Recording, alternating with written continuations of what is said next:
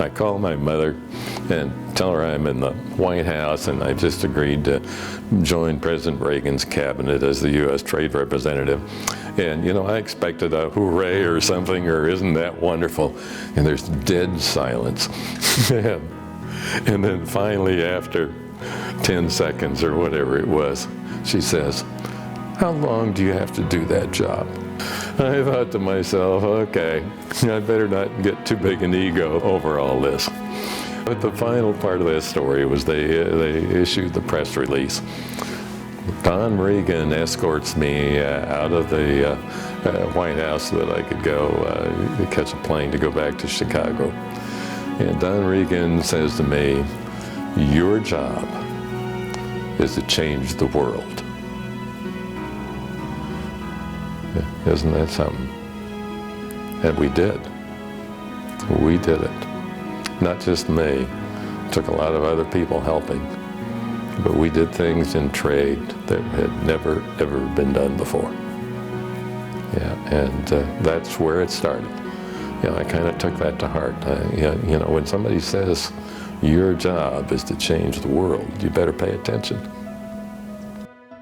You know, I developed a Nebraska work ethic at a mighty young age. And of course, when I was growing up in the 30s, when it was really tough, the Dust Bowl and the Depression and all of that. And so it was hard, and you know, we barely survived. It was cattle that really gave us a chance to survive. I started helping out in the shop when I was 6 years old. I was driving a tractor all the time when I was 10, before school and after school.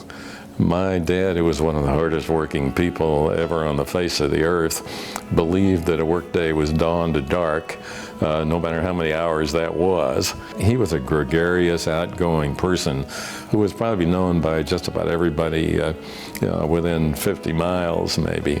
And he was one of the strongest people on the face of the earth too. He would be able to walk up to a car and pick it up by the bumper. He was that strong. That's where I got my strong grip. And my mother was a marvelous worker too, because she basically did all the chores. She taught me a lot because she was very interested in education.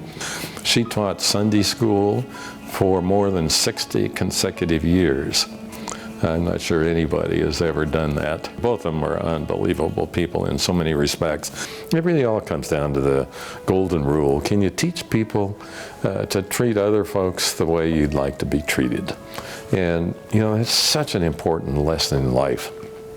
And as I went, you know, went upward and upward in my career, I tried never to tromp on anybody.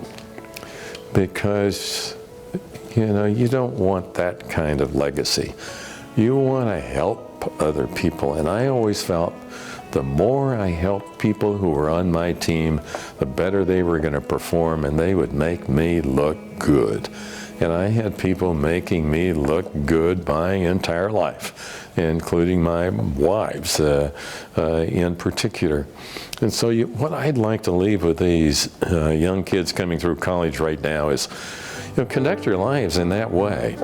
And if my life is an example of that, and I hope it is, you know, let's make sure that they get some exposure to that. And the reason that I wanted to establish the Yeutter Institute of International Trade and Finance here and give it some financing was that even though this will be a legacy for Clayton Yeutter, and that name will stick around here at the university and at Nebraska for quite a while in the future, there was no ego whatsoever involved in that contribution.